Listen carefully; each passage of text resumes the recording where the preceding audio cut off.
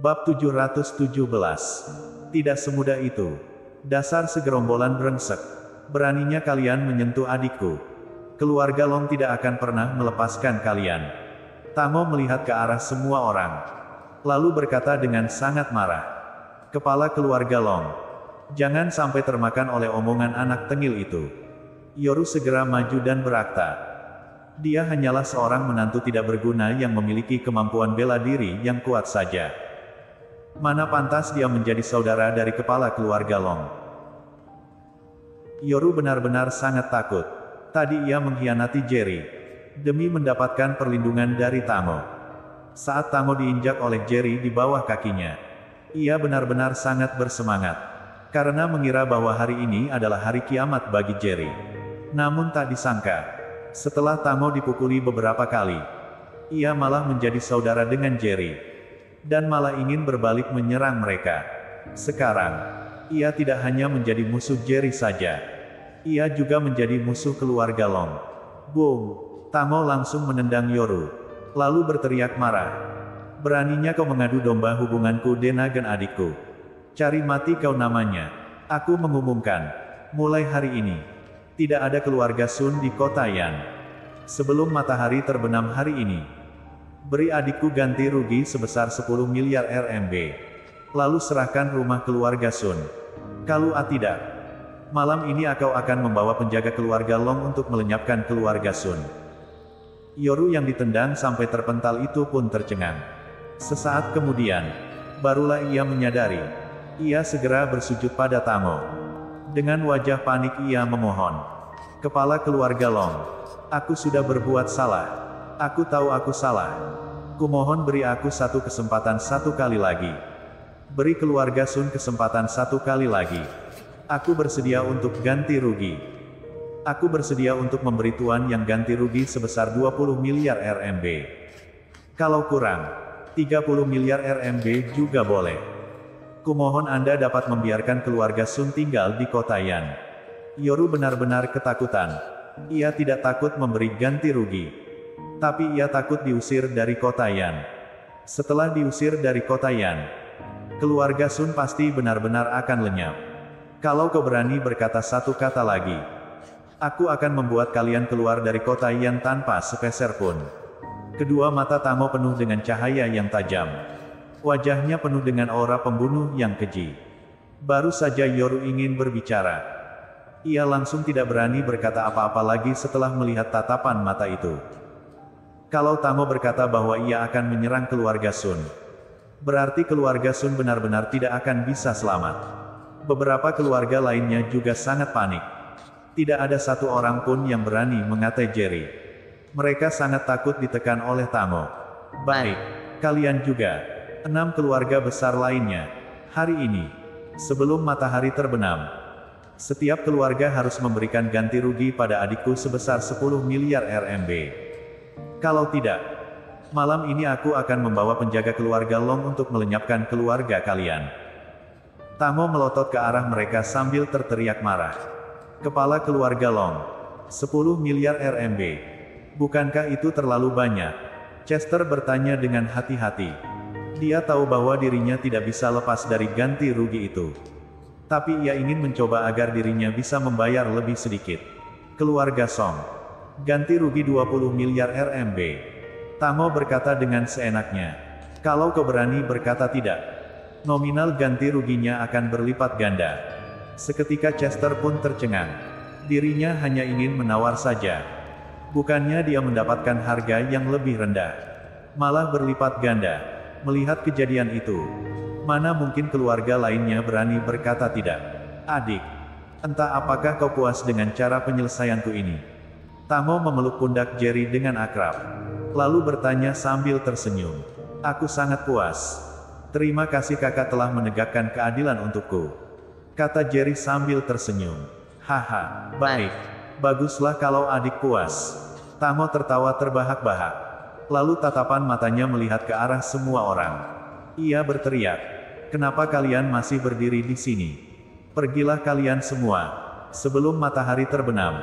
Jangan lupa untuk memberi ganti rugi pada adikku.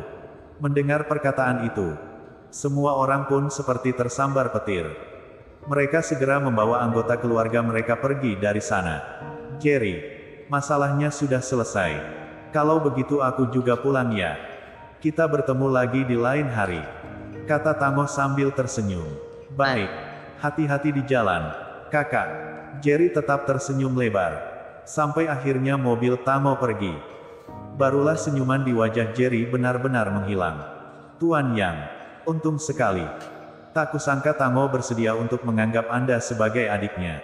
Kelak di kota Yan, tidak akan ada orang yang berani melawan kita lagi.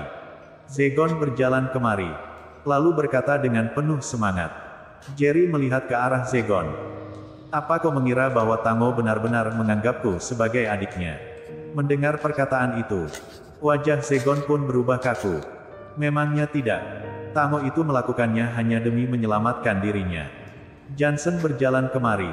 Dengan wajah serius ia berkata, kemampuan yang dikeluarkan oleh Tuan yang tadi benar-benar telah membuat Tamo terkejut.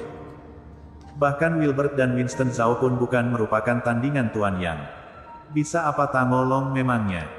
Di luar dia tampak sangat ramah. Ingin menganggap Tuan Yang sebagai saudaranya. Namun sebenarnya, dia hanya ingin melepaskan diri saja. Kalau dia sudah merendahkan diri sampai seperti ini. Namun Tuan Yang masih ingin membunuhnya. Kelak siapa yang masih berani merendahkan diri di hadapan Tuan Yang? Jerry menatap ke arah Johnson sejenak. Tak disangka anak ini ternyata bisa melihat hal itu. Sikap Tamo memang membuat orang bingung. Dirinya telah dihajar habis-habisan, tapi malah merendahkan diri.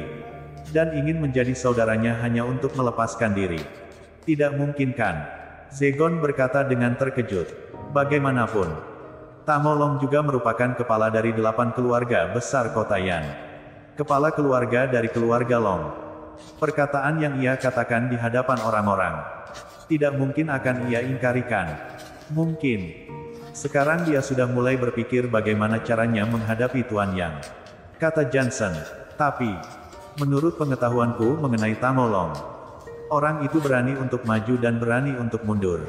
Asalkan dirinya bisa mempertahankan nyawanya. Meskipun dia harus berlutut sekalipun, dia juga bersedia. Pengecut tidaklah menakutkan. Tapi orang yang memiliki kesabaran yang sekuat inilah yang paling menakutkan di dunia ini. Jerry menyipitkan kedua matanya. Sepertinya, kota Yan tidak sesederhana yang kubayangkan. Air di sini terlalu dalam. Kalau tidak hati-hati, mungkin akan tenggelam.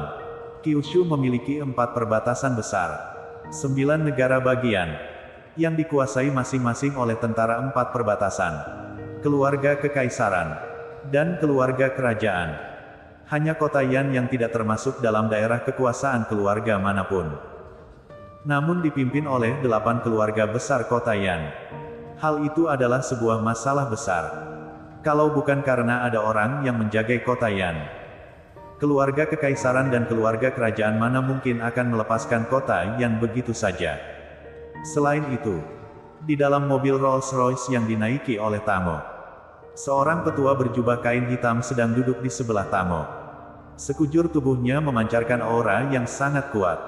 Petua itu sebelumnya tidak turun dari mobil. Tapi ia melihat dengan jelas kejadian yang terjadi di luar.